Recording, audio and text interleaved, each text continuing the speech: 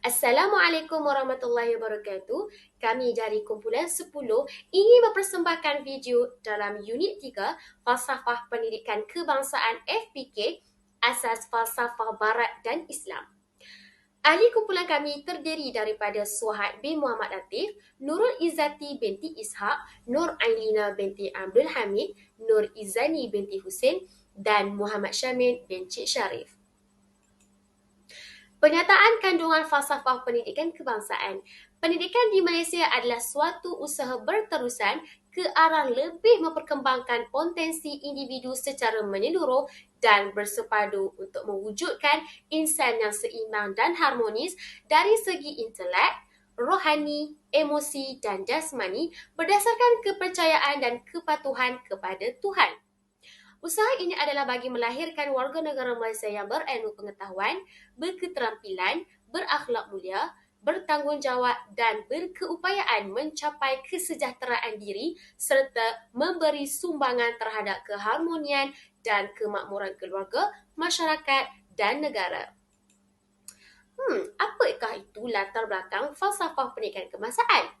Baiklah, pada tahun 1956, penyata Razak syorkan pembentukan dasar dan sistem pendidikan kebangsaan. Pada tahun 1960, laporan Rahmat Talib syorkan hala 7 pendidikan kebangsaan perlu dikukuhkan.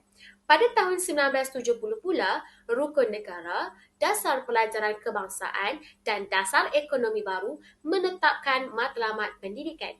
Pada tahun 1974, Persidangan Negara-Negara Islam di Mekah syorkan matlamat dan hala 7 pendidikan negara Islam.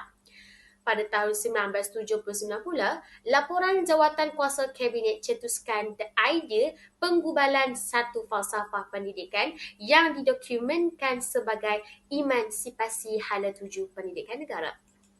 Seterusnya, pada tahun 1982, kurikulum kebangsaan baru diperkenalkan sebagai kurikulum bersepadu sekolah rendah. Pada tahun 1988, falsafah pendidikan negara didokumentkan dan diwartakan oleh Kementerian Pendidikan Malaysia. Pada tahun 1989, kurikulum kebangsaan peringkat sekolah menengah dilaksanakan iaitu kurikulum bersepadu sekolah menengah. Dan pada tahun 1996, Akta Pendidikan 1996 mewartakan perubahan falsafah pendidikan negara kepada falsafah pendidikan kebangsaan. Seterusnya, saya, Nurul Izzati binti Ishaq akan membincangkan mengenai cabang falsafah dan persoalan pendidikan. Falsafah mempunyai 4 cabang yang berbeza, iaitu yang pertama, metafizik, yang kedua, epistemologi, yang ketiga, aksiologi dan yang keempat, logik. Keempat-empat cabang falsafah ini membincangkan dan berfungsi untuk menyelesaikan persoalan yang berbeza namun ia berkait rapat antara satu sama lain. Cabang pertama dalam falsafah adalah metafizik. Metafizik bermaksud perkara-perkara yang keluar daripada fizik. Metafizik membincangkan perkara khusus yang berkaitan dengan persoalan realiti, kesejagatan dan ketuhanan yang menyentuh tentang kebenaran dan kewujudan Tuhan. Metafizik memerlukan seseorang manusia itu menggunakan ketajaman akal fikirannya untuk merealisasikan sesuatu dan membuat keputusan. Cabang falsafah yang kedua adalah epistemologi. Epistemologi membincangkan perkara khusus berkaitan persoalan pengetahuan dan ilmu dari aspek perolehan, jenis, sumber dan kesahannya. Dalam cabang epistemologi, manusia sebagai makhluk yang berakal menggunakan pengetahuan yang diperoleh untuk mentadbir kehidupan. Pengetahuan yang dimaksudkan mencakupi pengetahuan agama, sains atau falsafah. Manakala cabang yang ketiga adalah cabang falsafah berkaitan aksiologi yang membincangkan perkara-perkara khusus berkaitan persoalan nilai etika dan estetika manusia. Nilai etika bermaksud nilai ataupun tata laku manusia dalam kehidupan seharian. Manakala nilai estetika adalah nilai keindahan atau kecantikan terhadap sesuatu mengikut panca indera manusia. Manakala cabang yang ketiga adalah aksiologi. Aksiologi membincangkan perkara khusus mengenai persoalan nilai etika dan estetika manusia. Nilai etika adalah satu nilai atau tata laku manusia dalam kehidupan seharian. Manakala nilai estetika adalah satu nilai mengenai keindahan atau kecantikan terhadap sesuatu mengikut panca indera manusia. Dalam nilai etika, ia memberikan manusia untuk membezakan sesuatu perilaku itu adalah perilaku yang baik ataupun sebaliknya. Manakala dalam nilai estetika ini memberikan manusia itu menghargai sesuatu barang. Contohnya seperti di mana manusia menilai sesuatu barang yang terdahulu seperti barang-barang antik yang mempunyai nilai estetikanya yang tersendiri. Cabang falsafah yang terakhir adalah logik. Logik adalah satu cabang yang membincangkan tentang perkara khusus untuk membuat sesuatu keputusan atau rumusan yang perlu diambil secara tepat dan berkesan. Keputusan atau rumusan yang diambil tadi berdasarkan kepada logik induktif dan logik deduktif. Seterusnya, cabang falsafah dalam konteks falsafah pendidikan kebangsaan.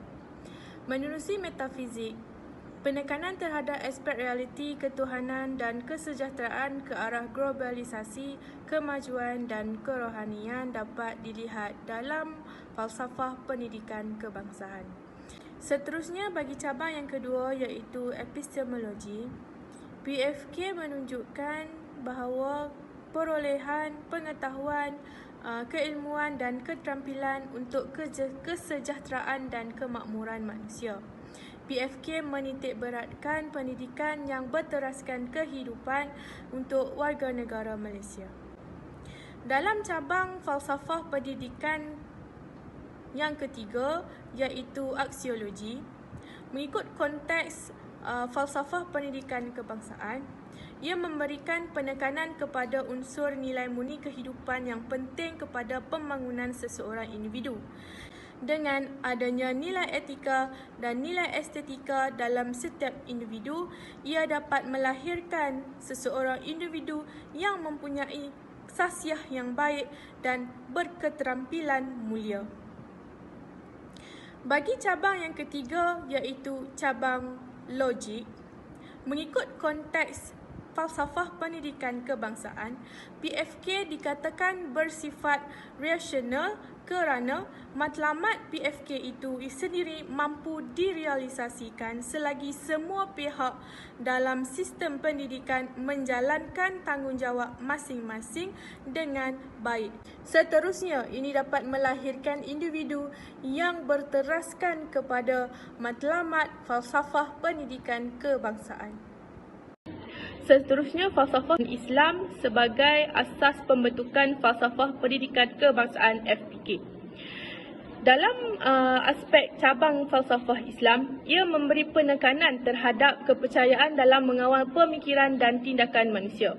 Menerusi aspek pertama, iaitu aspek cabang pertama iaitu cabang metafizik, ia memberi penekanan mengenai mengenali Allah Subhanahu Wa Taala dan mengakui keesaannya. Ini dapat dilihat daripada penciptaan manusia itu sendiri, makhluk-makhluk serta alam semesta yang mana kita mengakui bahawa keesaan Allah dan kehebatan Allah Subhanahu Wa Taala. Kemudian menerusi aspek yang kedua, menerusi cabang yang kedua iaitu epistemologi, ini menekankan tentang ilmu yang terdapat di dalam Al-Quran itu sendiri, di mana ilmu-ilmu ini bersumberkan kepada Al-Quran dan Al-Sunnah serta ilmu-ilmu yang dapat diterima akal. Kemudian menerusi cabang yang ketiga, cabang aksiologi.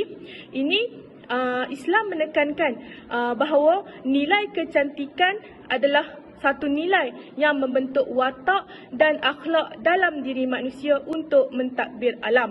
Kemudian dalam cabang yang keempat, iaitu cabang logik, dalam Islam itu sendiri ia memberikan penekanan bahawa berfikir secara bijaksana untuk mencari kebenaran yang hakiki bagi menambah keilmuan serta kecintaan terhadap kehidupan beragama serta mengakui keesaan dan mengenali Allah Subhanahu Wa Taala.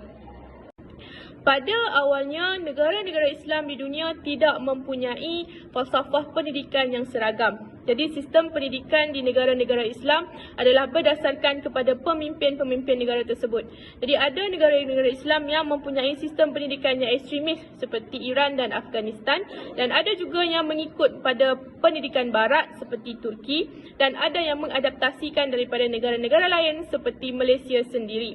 Jadi pada tahun 1977, Pertubuhan Negara-Negara Islam atau Organisation of Islamic Cooperation OIC telah melakukan satu persidangan untuk membincangkan hala tuju, bentuk, proses dan hasil pendidikan, di mana di sini telah falsafah pendidikan Islam telah didokumentasikan untuk dijadikan rujukan dan panduan kepada negara-negara yang menjadikan Islam sebagai terasnya.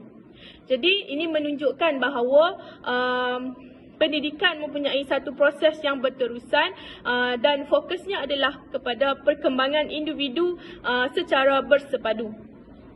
Jadi pada persidangan tersebut juga satu prinsip telah dipersetujui bahawa pendidikan berterusan ke arah perkembangan diri individu dari segi rohani, intelek, emosi serta fizikal yang membawa kepada individu yang berakhlak, berilmu, bertakwa dan beramal soleh untuk membina masyarakat yang harmoni, hormat menghormati serta bantu-membantu antara satu sama lain.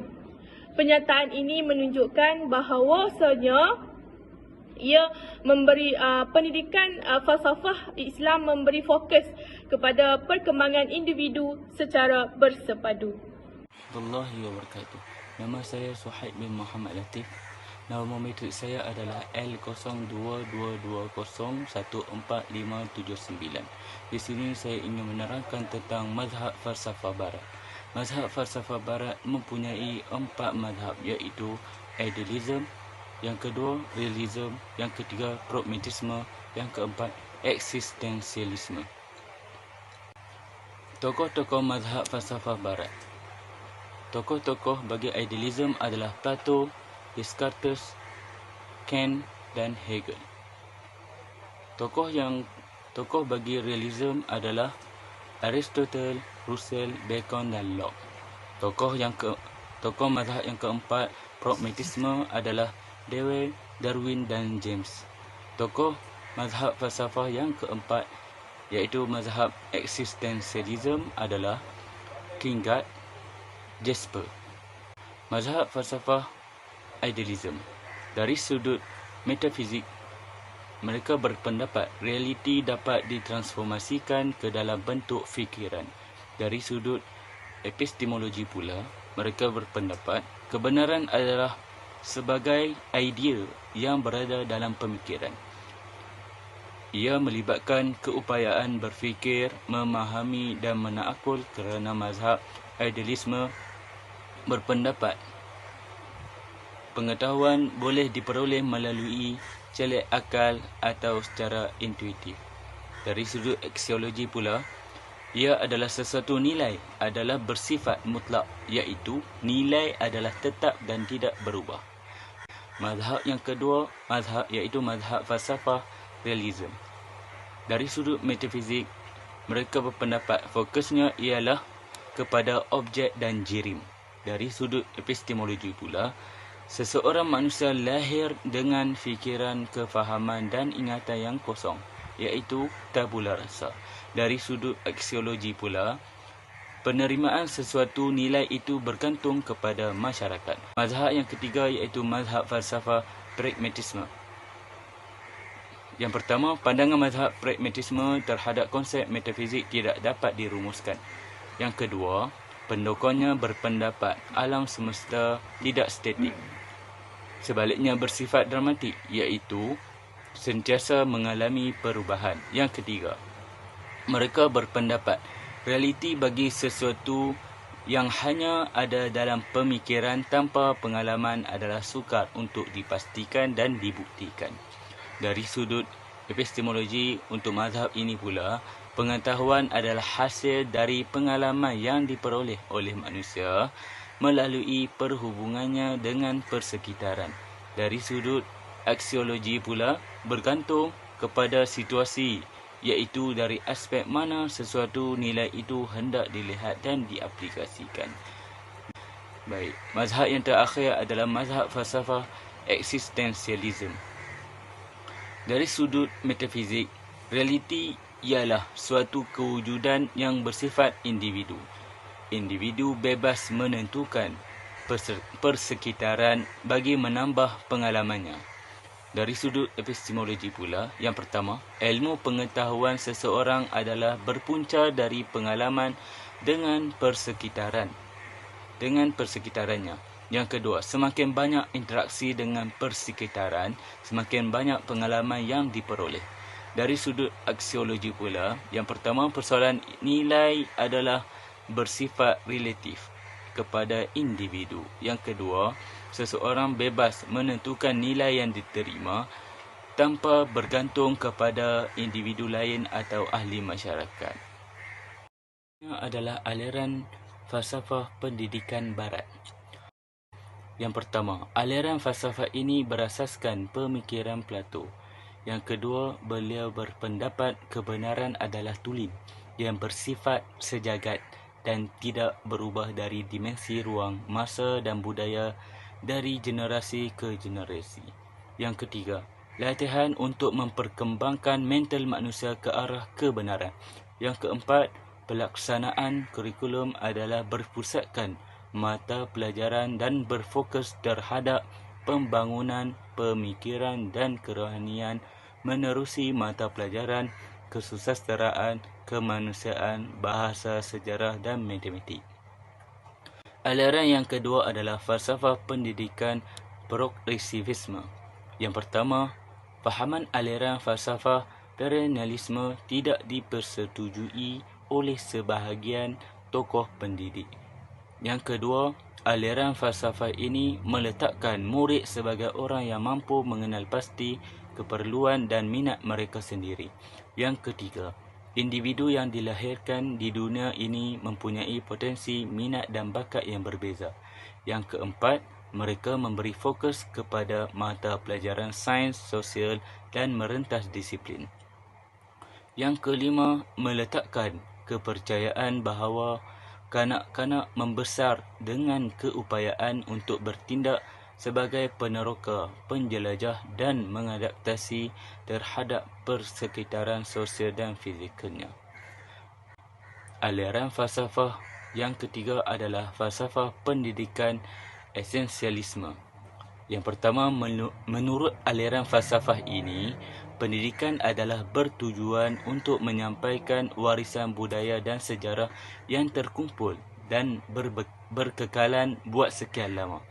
Yang kedua, ilmu pengetahuan, kemahiran, nilai dan sikap adalah penting untuk disampaikan kepada generasi muda.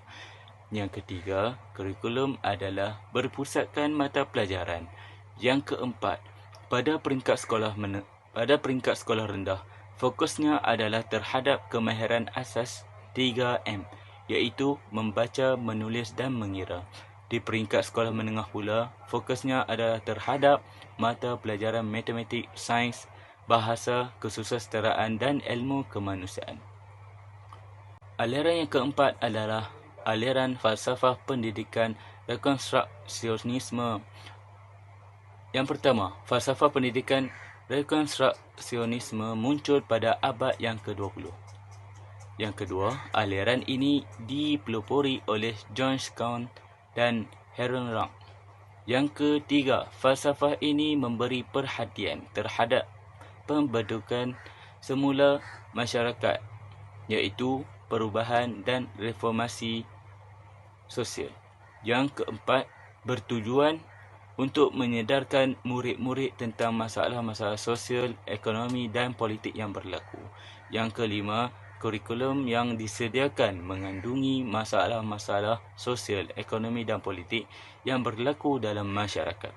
Yang seterusnya, peranan guru adalah sebagai pembimbing, iaitu membimbing murid agar sedar dan dapat mengenal pasti masalah yang dihadapi oleh masyarakat. Yang terakhir adalah peranan sekolah adalah sebagai institusi utama membina masyarakat. Bismillahirrahmanirrahim. Assalamualaikum warahmatullahi wabarakatuh. Nama saya Muhammad Syamin bin Cik Syarif dan saya dan rakan saya Cikgu Nur Izani binti Hussein akan menerangkan perbandingan falsafah barat, falsafah Islam dan falsafah kebangsaan. Dan terdapat 5 kriteria dalam perbandingan, iaitu yang pertama masyarakat dan pendidikan, yang kedua orientasi ilmu, yang ketiga adalah pembelajaran murid, yang keempat adalah pengajaran guru dan yang terakhir sekali adalah matlamat pendidikan. Jadi yang pertama masyarakat dan pendidikan, yang pertama adalah falsafah pendidikan barat tradisional, iaitu sekolah institusi pendidikan formal, sekolah ejen pembudayaan, yang ketiga pendidikan matlamat masyarakat dan terakhir sekali pendidikan kembangkan kognitif. Dan kognitif ni adalah proses mental untuk mentafsir dan mempelajari dan memahami satu topik ataupun satu masalah. Okey. Yang kedua falsafah pendidikan barat iaitu moden, rumah sebagai institusi pendidikan formal dan sekolah memajukan masyarakat, pendidikan kembangkan potensi dan terakhir sekali nilai bersifat subjektif ataupun individu. Yang ketiga adalah falsafah pendidikan Islam, pendidikan sepanjang hayat, ibu bapa adalah pendidik utama dalam perkembangan anak-anak dan pendidikan menyeluruh, bersepadu dan seimbang. Dan matlamat pendidikan Islam ni adalah untuk menjadi insan yang kamil ataupun insan yang sempurna, iaitu iman, ilmu dan amal. Manakala yang terakhir sekali adalah falsafah pendidikan kebangsaan, ialah usaha berterusan. Yang kedua, institusi rumah dan sekolah saling berkaitan. Ibu bapa dan guru berperanan penting. Jadi di sekolah kita sekarang adalah pertubuhan PIBG, Persatuan Ibu dan Guru. Jadi ibu bapa ni sebagai peranan yang penting dalam menerajui pendidikan di sekolah. Dan yang terakhir sekali adalah pendidikan menyumbang kepada kemakmuran negara dari segi teknologi, mekanikal ataupun pertanian, akan kembangkan kemakmuran dari segi ekonomi. Dan terakhir sekali orientasi ilmu. Yang pertama adalah falsafah pendidikan barat tradisional, iaitu dia fokus kepada sastra dan sains dan dia perkhususan dalam satu topik tu, satu bidang ilmu itu. Dan kurikulum ditentukan oleh guru, sekolah dan pusat. Yang kedua, falsafah pendidikan barat iaitu moden, bersepadu dan multidisiplinary, iaitu gabungan ataupun pelibatan beberapa akademi, disiplin dan spesialis untuk dalam menghadapi sebuah masalah ataupun topik. Yang kedua adalah umum. Yang ketiga adalah kurikulum berasaskan keperluan dan minat murid. Yang ketiga adalah falsafah pendidikan Islam, berpaksikan kepercayaan dan kepatuhan kepada agama Islam dan diorientasi ilmu nakli dan ilmu akli. Ilmu nakli adalah wahyu dan ilmu akli adalah falsafah dan sains. Dan insan yang seimbang dari segi intelek, rohani, emosi dan jasmani. Maka bergabungnya falsafah pendidikan barat, moden, tradisional dan falsafah pendidikan Islam jadilah falsafah pendidikan kebangsaan, iaitu satu yang menyeluruh, bersepadu dan seimbang. Penekanan kepada standard kurikulum, pembelajaran dan prestasi, dan melahirkan insan yang seimbang bukan dari segi intelek tapi malah rohani, emosi dan jasmani. Perbandingan dari segi pembelajaran murid pula adalah falsafah pendidikan barat tradisional tertumpu kepada pengetahuan dan juga maklumat.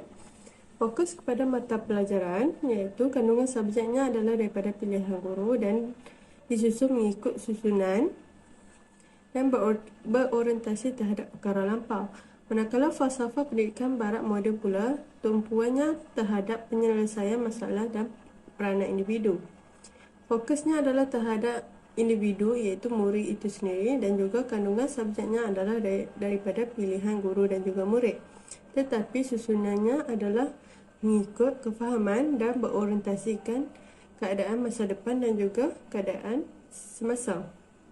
Falsafah pendidikan Islam pula adalah pembelajaran secara berterusan dan tumpuannya adalah terhadap agama, akhlak dan manusiawi, dan pembelajarannya adalah melalui pengalaman guru iaitu murabi, dan pembelajarannya bersepadu dan juga seimbang dari segi dunia dan juga akhirat.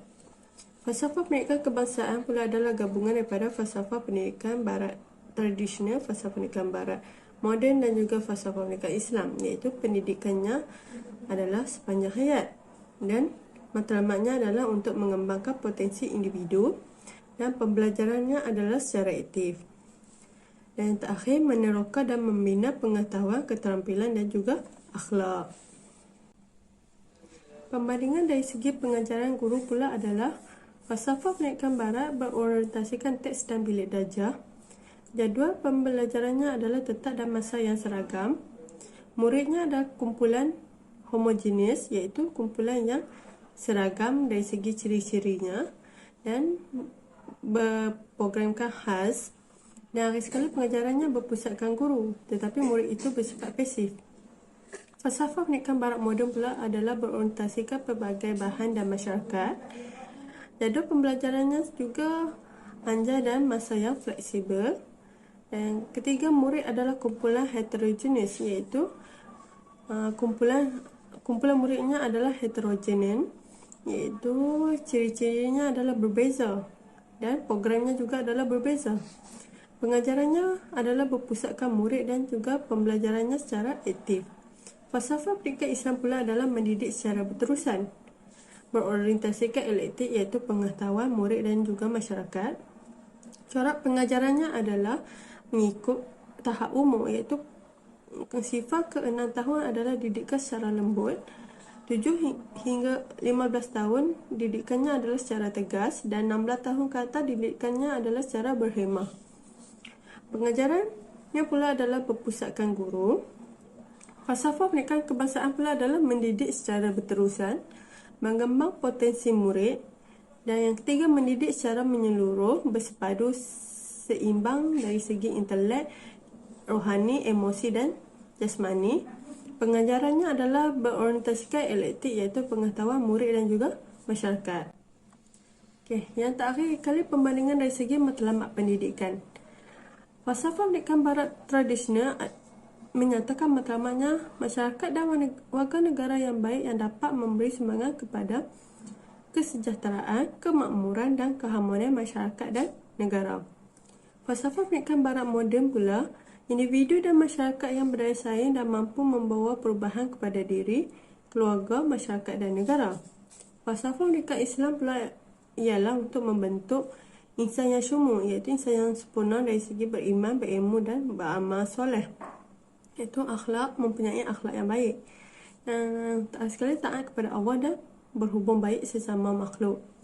Falsafah pendidikan kebangsaan pula adalah untuk melahirkan warga negara berilmu, pengetahuan, berakhlak, bertanggungjawab, sejahtera, memberi sumbangan kepada keharmonian keluarga, masyarakat dan negara, dan juga berpaksikan kepada kepercayaan dan kepatuhan kepada Tuhan. Falsafah pendidikan kebangsaan sebagai falsafah eklektif. Falsafah pendidikan kebangsaan adalah falsafah pendidikan yang mempunyai ciri-ciri gabungan antara falsafah pendidikan barat dan falsafah pendidikan Islam. Abdul Rahman Aruf dan Zakaria Kasar tahun 1994 menamakan falsafah yang sedemikian sebagai falsafah eklektif yang bermaksud gabungan atau panduan dari pelbagai sistem dan falsafah yang dipilih atau falsafah pendidikan yang tercipta dari pelbagai sumber. Raja ini menggambarkan kepada kita bagaimana perkaitan yang berlaku di antara falsafah pendidikan barat tradisional, falsafah pendidikan barat moden serta falsafah pendidikan Islam bertemu untuk membentuk falsafah pendidikan kebangsaan yang bersifat eklektif.